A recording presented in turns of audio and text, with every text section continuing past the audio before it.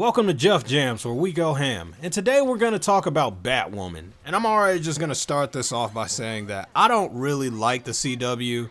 When it comes to like their old shows like Smallville and I don't know. I can't think of anything else off the top of my head, but just those low budget DC superhero shows in the show like Heroes when it came on in the 2000s. I feel like just these type of shows don't really get any better than those ones that came out 10 years ago. So basically I'm saying this new show Batwoman looks like it came out like 10 years ago because it just looks dated. And upon watching the show, I'm watching it without sound. I could barely hear it because I'm watching it inside of a restaurant. Yeah, they actually had it inside of a restaurant, surprisingly. I'm watching each and every sequence and just going by what is being told to me from synopsis and from watching the actual episodes again, I'm actually not that impressed. This show is really cheap and it lacks realism. And with good writing, you can get away with unrealistic stuff, but from the get-go in the first episode, as soon as I seen her come out with her bat suit on, I said, that represents everything this show is. It's cheap, it looks old, and it doesn't really represent anything other than showing off a person looking like mini Batman.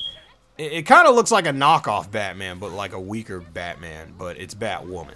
She does have this backstory involving her being in the military and being in a relationship with this chick.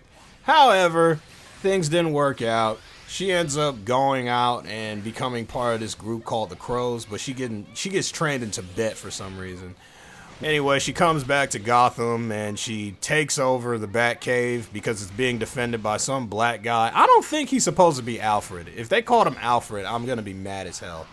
Because Alfred wouldn't have let that effing happen. The worst part is that this guy puts up very little effort in trying to stop her from going into the Batcave. But as soon as she walks in there, it looks like the Power Center from the Power Rangers movie. And I'm just going to be honest with you. I like actually seeing like sets like this. But in this case, it's so dark, you can barely tell where anything is. And I know that this is just the first episode, but I would like to actually see more of the Batcave next time. But we get this good scene when she's swirling around with bats flying around her. The bats lead her to a bat suit that looks like it hasn't been worn in years.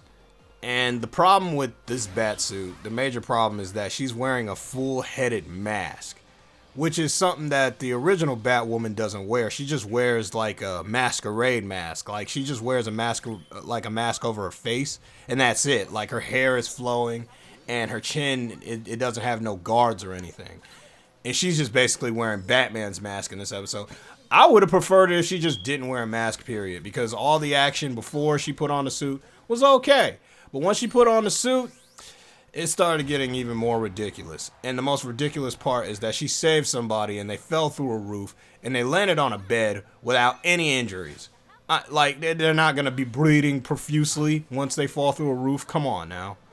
I don't care how soft the surface is. It's more about the gravity and how high you guys fall.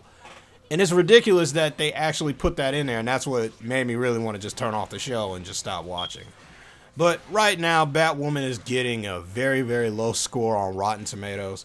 Recently, a lot of people don't go by Rotten Tomatoes because the critic score is always drastically different from the audience score.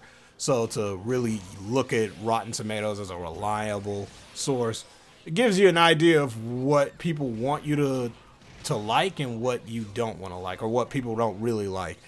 And the fans are showing that people do not like Batwoman.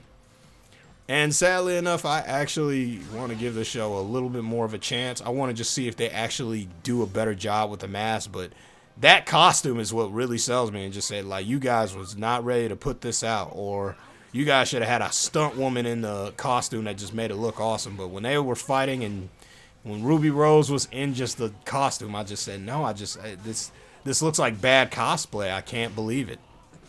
So that's how I looked at freaking Batman. I try to follow Batman.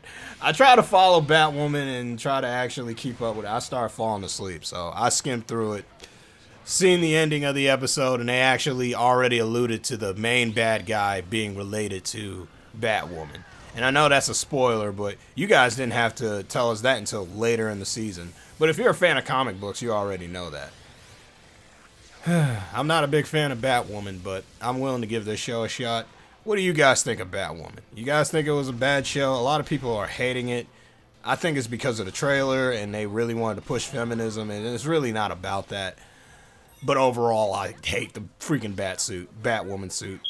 Doesn't look good. So, what do you guys think? Let me know. I'll see you guys tomorrow. I'll find out something to talk about, but until then, I'll see you guys.